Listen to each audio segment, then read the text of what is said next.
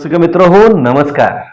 मी अमित कुमार शेलार आपणासमोर लेखिका अनघा उदय कारखानीस यांच्या समयीच्या शुभ्र कळ्या या पुस्तकातील सुमन ही कथा आपणासमोर अभिवाचन करत आहे.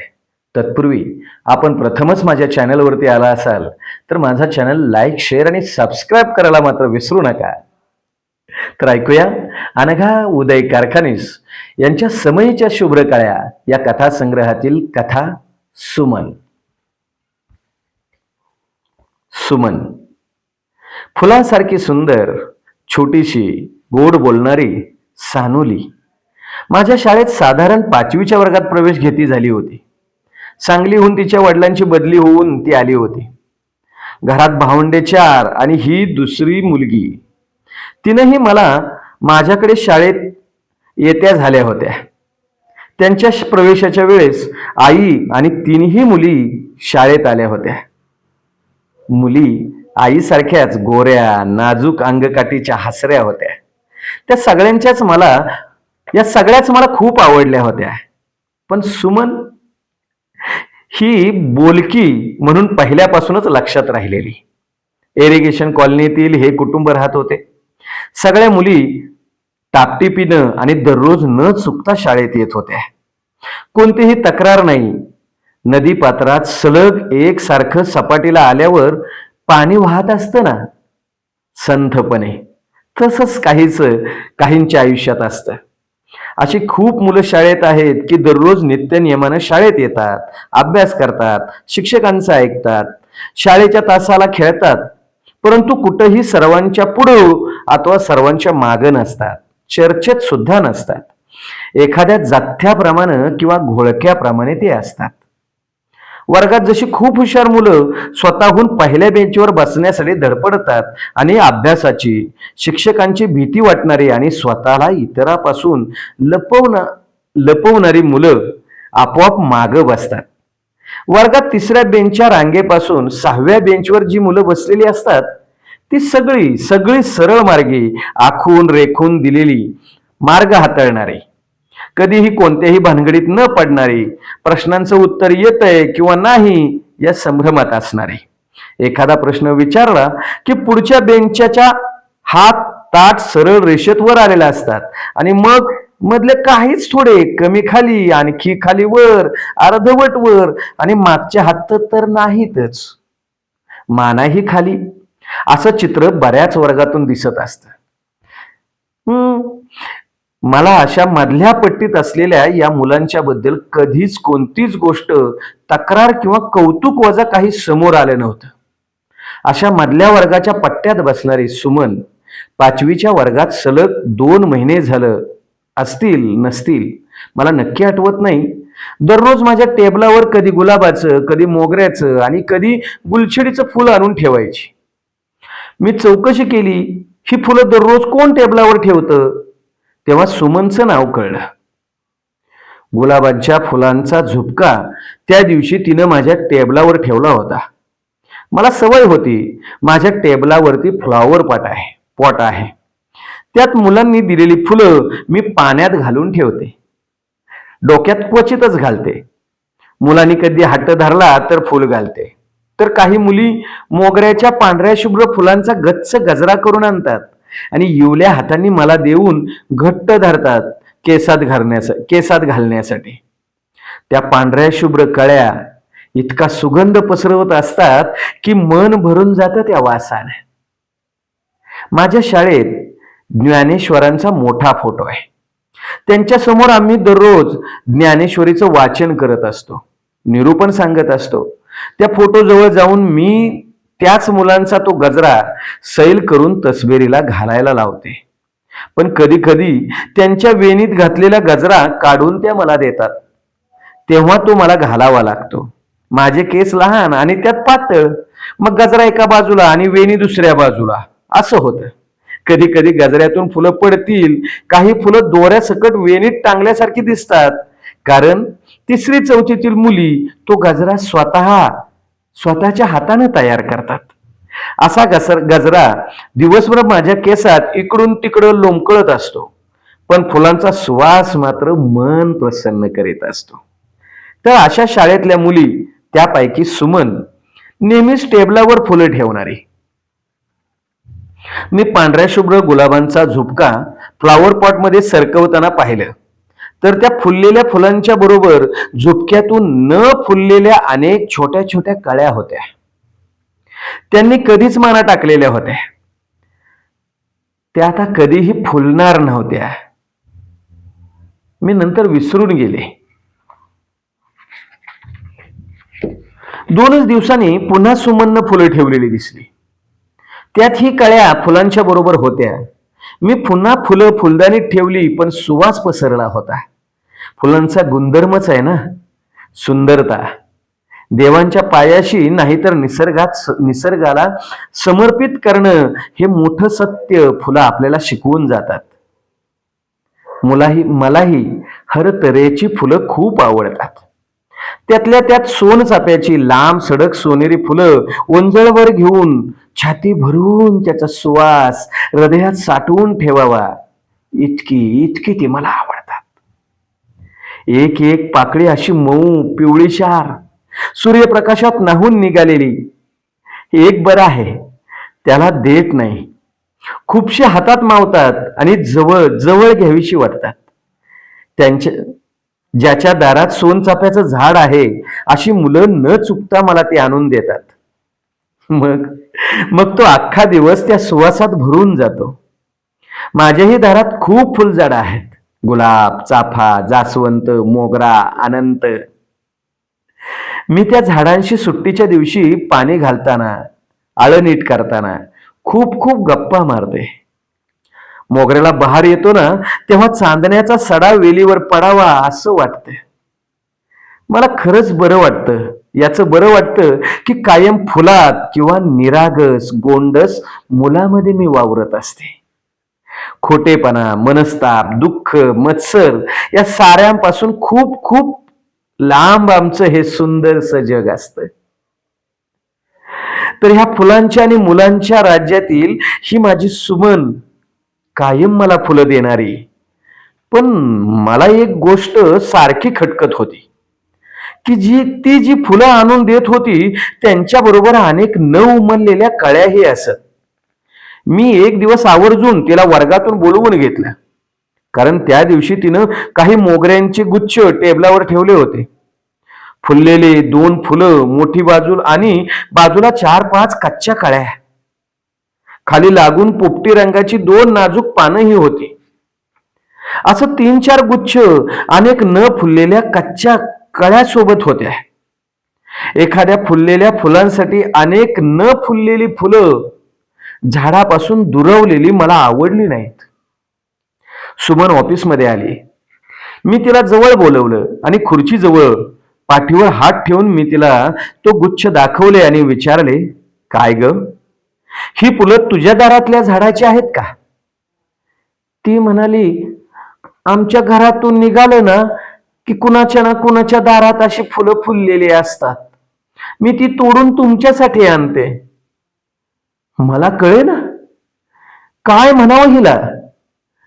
तिला गुच्छ दाखवला आणि मी तिला विचारलं, किती फुलं फुललेली आहेत यातली आणि किती नाहीत? तिनं मोजून मला बरोबर उत्तर दिलं. तिला ही फुलं खूप आवडतात असं तिनं मला सांगितलं. मी तिच्या बरोबर असंख्य फुलासंबंधी बोलले. तिनं काल परवा माझ्यासाठी जो गुलाब तोडून आणला होता, त्याचा काटा तिच्या इवल्याशा हातामध्ये बोटाला टोचला होता. तोही तिनं मला लगबगीनं दाखवला. गुलाबाला काटे असतात, तरी त्यांचा रंग आणि वास किती छान असतो. म्हणून तिला गुलाब फार आवडतो.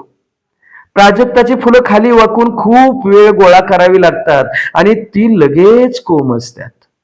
म्हणून ती फुलं नाही गोळा करत. अनंताचं फूल छान टपोर असतं. ही सगळी तिची आवडीची फुलं. ती खूप काही फुलावर बोलत होती, पण ही सगळी फुलं इतरांच्या दारातली. तिच्या दारात एकही रोप लावलं नव्हतं, कारण ती आत्ताच तर राहायला आली होती. पावसाळा सुरू होता, पण एखाद्या रोपाची फांदीही तिच्या दारात लावलेली नाही हे मला तिच्याकडून कळलं. मी तिला पुन्हा फुलांच्या गुच्छापर्यंत आणलं माघारी. किती कळ्या फुललेल्या असतात, त्या न फुललेल्या आपण तोडल्या, त्यांचा फुलण्याचा आनंद आपण कसा हिरावून घेतला असं तिला बरंच काही सांगितलं. आणि पुन्हा कळ्या तोडायच्या नाहीत असं बजावून मी तिला वर्गात पाठवलं. एक दिवस 7-8 दिवस गेले असतील, माझ्या टेबलावर एकही फुल तिच्याकडून आलं नाही. मी प्रार्थनेला तिच्याकडे आवर्जून बघायचे, तिच्या वर्गात मुद्दामहून चक्कर मारायचे, पण ती माझ्याकडे कमी बघायची, नजर चोरायची. मग मीच एक दिवस मधल्या सुट्टीत मुलं डबा खात होती तिथं गेले. गोलात बसून सुमनही मैत्रिणींशी गप्पा मारत जेवत होती. मी आले तशी सगळ्या मुलींनी जेवायला या मॅडम, मॅडम जेवायला या असं एकच गलका केला. काहींनी चपातीचा छोटा छोटा घास माझ्या पुढे धरला. तो घेत मी सुमन जवळ आले. तिच्या डोक्यावरून हात फिरवताना मी तिला विचारलं, काय ग सुमन, आज कशाची भाजी आहे डब्यात? तशी ती गवारीची इतकंच बोलून गप्प झाली. मी सगळ्यांशी बोलत होते, पण त्यात तिचा सहभाग नव्हता. मलाच अपराध्यासारखं वाटू लागलं. का बरं ती बोलत नसावी? खूप हसणारी बडबडणारी ही पोर अशी माझ्याबरोबर आबोल का झाली? मग मीच तिला म्हटलं, सुमन तू फुलं का आणत नाहीस? अगं मी वाट बघत होते फुलांची. हे ऐकलं आणि सुमन एकदम खुलली. उद्या नक्की आणीन मॅडम. दुसऱ्या दिवशी टेबलावर अनेक प्रकारची फुलं सुमननं आणून ठेवली होती, पण त्या फुलांच्या बरोबरीनं कळ्या नव्हत्या. त्या जाणीवपूर्वक तोडून टाकल्याचं मला दिसत होतं. मी तिला छान असे म्हणाले. तशी ती उड्या मारत वर्गाकडे गेली.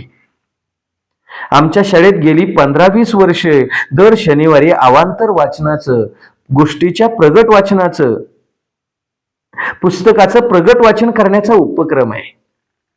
आम्ही साधारणपणे तो 1.5 तासाचा वाचनाचा कार्यक्रम राबवतो.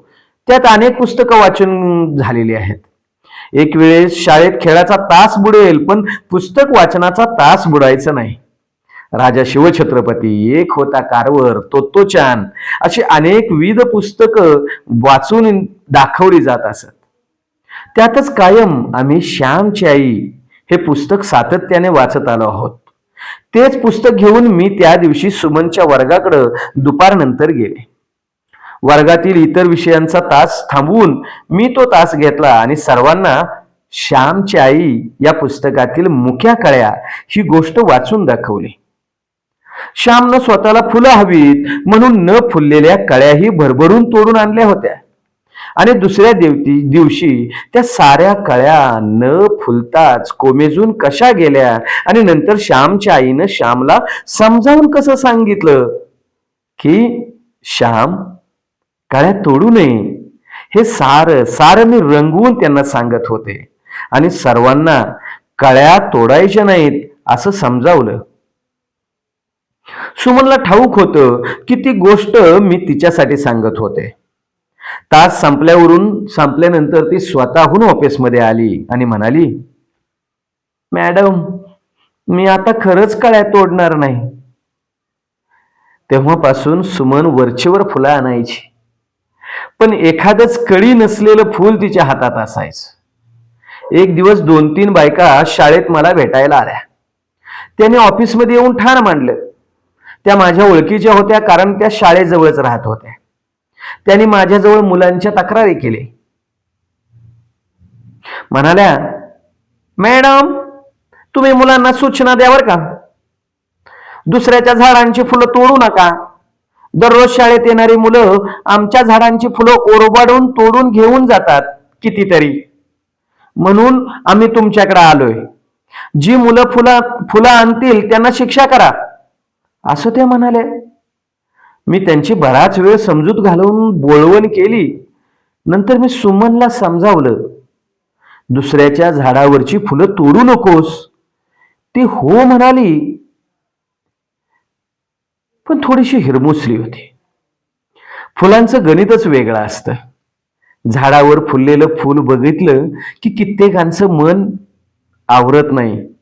ते सौंदर्य आपलं व्हावं यासाठी नकळत त्याच्याकडे आपला हात जातोच आणि फूल झाडापासून वेगळं करून आपण ते आपल्याकडे घेतो.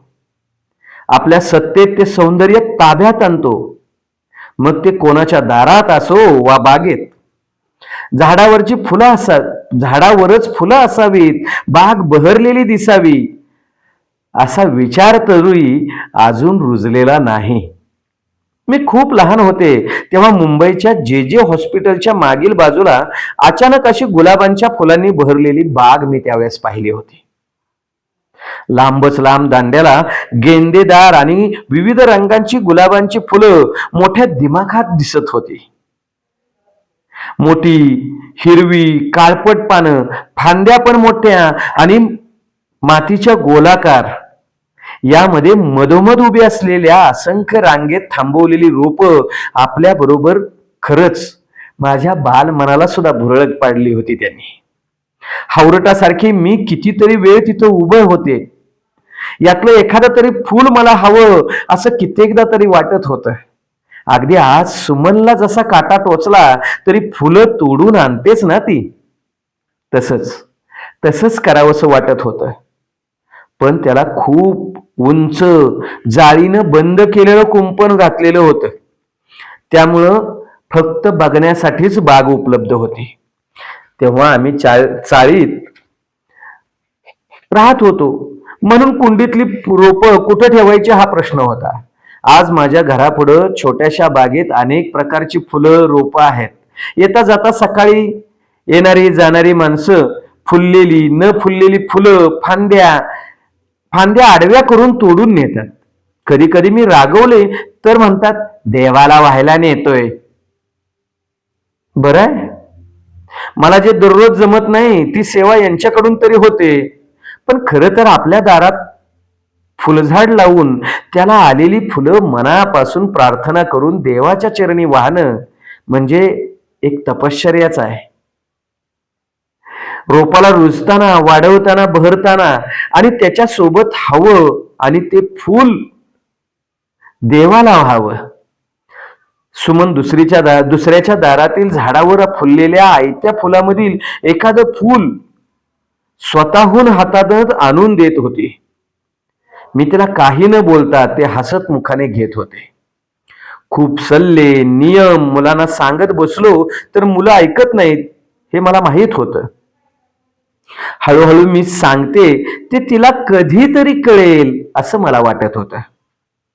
अशा प्रकारे एक अख्खं वर्ष संपलं. मे महिन्याची सुट्टी शाळेला लागली होती. कडकडीत उन्हात सुट्टी संपली कधी हे कळलंच नाही. शाळा सुरू असताना मला एक अति दुःख देणारी बातमी कानावर आली. आमच्या शाळेतील अतिशय गुणी हुशार मुलगी दिव्या राठोड अपघातात वारली. पाहुण्यांच्या घरी लग्नाला गेली होती आणि तिथं ती बाथरूम मध्ये हिटरच्या शॉकनं जागीच संपली. हे कळताच आम्ही तिच्या घरी गेलो. सांत्वन कुणाचं करायचं? आई तर धाय मोकलून रडत होती. तिच्या सगळ्या आठवणी पाठ सोडत नव्हत्या.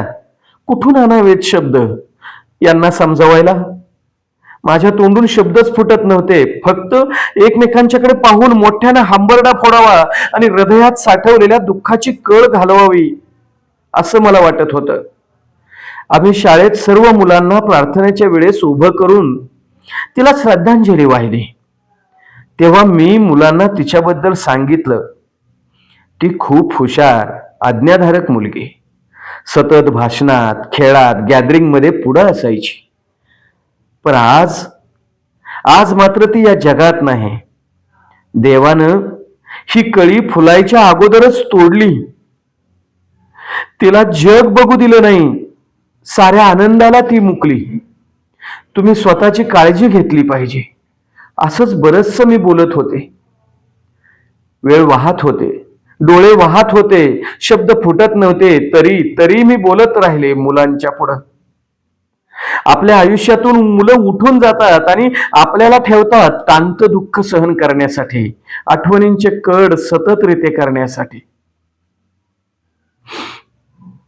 या प्रसंगाचा सुमनवर खूप परिणाम झाला. हे मला उशिरा कळलं. काही कालावधी गेला आणि बरोबर 7वी पास होत होती. सुमनच्या आईनं दाखल्याची मागणी केली. त्यांची बदली कोल्हापूरला झाली होती. मला आठवतं मीच दाखला दिला होता. पण सुमन भेटायला आली नव्हती. मला राहून राहून चुकल्यासारखं वाटत होतं. जरा वाट बदलून आपणच जावं का तिच्या घरी असं वाटलं होतं, पण कामाच्या व्यापात राहूनच गेलं. रविवारच्या त्या दुपारी सुमन आणि तिची आई एका हातगाडीवर 8-10 कुंड्या आणि बऱ्याचशा प्लॅस्टिकच्या भांड्यात लावलेली रोपं घेऊन आमच्या घरी आल्या. मी म्हणाले, अगं हे काय सारं? तिनं सांगायला सुरुवात केली. मॅडम, मीच लावलेली रोपं आहेत. आमची बदली झाली. वडील ही एवढी रोपं बरोबर घेऊ देणार नाहीत आणि माझी आठवण म्हणून मी ही रोपं तुम्हाला द्यायला आणली आहेत. आता कुठं दररोज मी तुम्हाला फुलं देणार आहे. ही सगळी रोपं कधी लावलीस? मी विचारलं तेव्हा तिचे डोळे भरून आले. ती एकदम माझ्याजवळ आली आणि म्हणाली, मॅडम, त्या दिवशी म्हणजे ज्या दिवशी राठोड अपघातात वारली ना, तेव्हा वाटलं देवानं फुलणारी कळी अगोदरच खुडून टाकली. तिनं जग बघितलं नाही हे तुम्ही सांगत होता आणि मी मात्र तशाच कितीतरी कळ्या तोडल्या हे मला दिसत होतं. ती माझी मैत्रीण होती. आता ती नाही. मी नाही सहन करू शकत हे. फुलांच्या कळ्या तोडताना आमचा त्रास होत असेल का त्या रोपाला, असंही मला वाटत राहिलं. मी त्या दिवसापासून ठरवलं एक ही कळी फूल तोडायचं नाही. त्यांचं सारं सौंदर्य रोपाबरोबरच बघायचं. आणि एवढी रोपं लावली दारात. खूप झाडंही लावलीत मी. त्यांना मी गेल्यावर शेजारच्या काकूंना पाणी घालायला सांगितलेलं आहे. हे सारं ती थांबून थांबून सांगत होते. तिच्या बोलण्यानं माझं मन गुदमरत गेलं.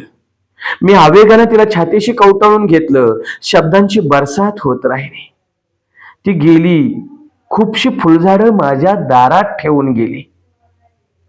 पण तिला कुठं माहित होतं की तिच्या आशा या दुराव्यानं माझ्या मनाच्या फांदीवरच्या जखमेवर भळभळ दाटली आहे.